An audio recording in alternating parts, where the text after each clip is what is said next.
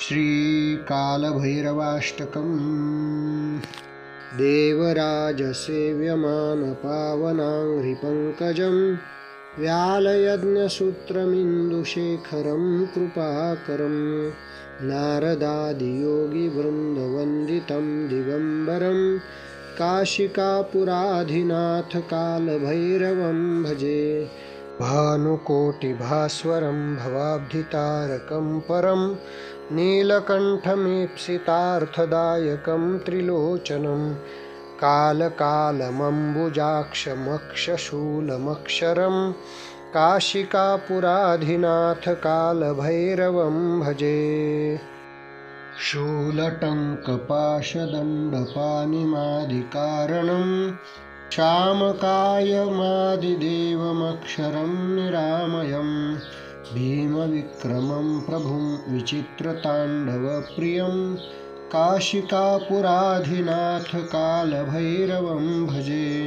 भुक्तिमुक्तिदायकं प्रशस्तचारुविग्रहं भक्तवत्सलं स्थितं समस्तलोकविग्रहं विनीक्वनन्मनोज्ञहेमकिङ्किणीलसत्कटिं काशिकापुराधिनाथकालभैरवं भजे।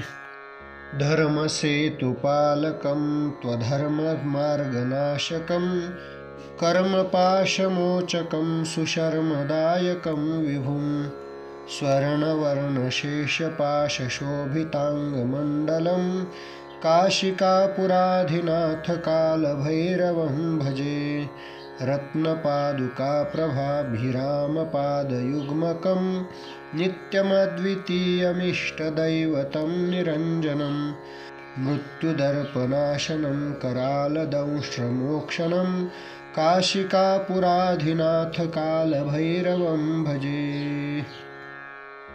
अट्टहासभिन्नपद्मजाण्डकोशसन्ततिं दृष्टिपातनष्टपापजालमुग्रशासनम् अष्टसिद्धिदायकं कपालमालिकन्धरं काशिकापुराधिनाथकालभैरवं भजे।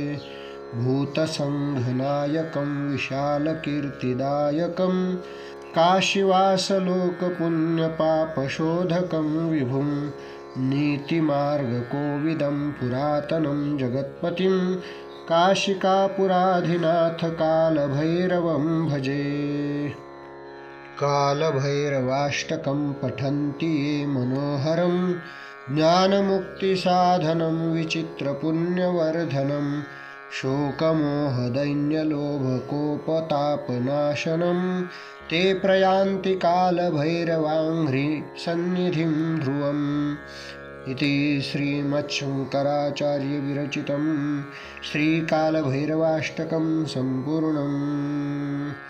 पुण्डलिका वरदा हरिविठ्ठल श्रीज्ञानदेव तुकाराम पंढरीनाथ भगवान की जय।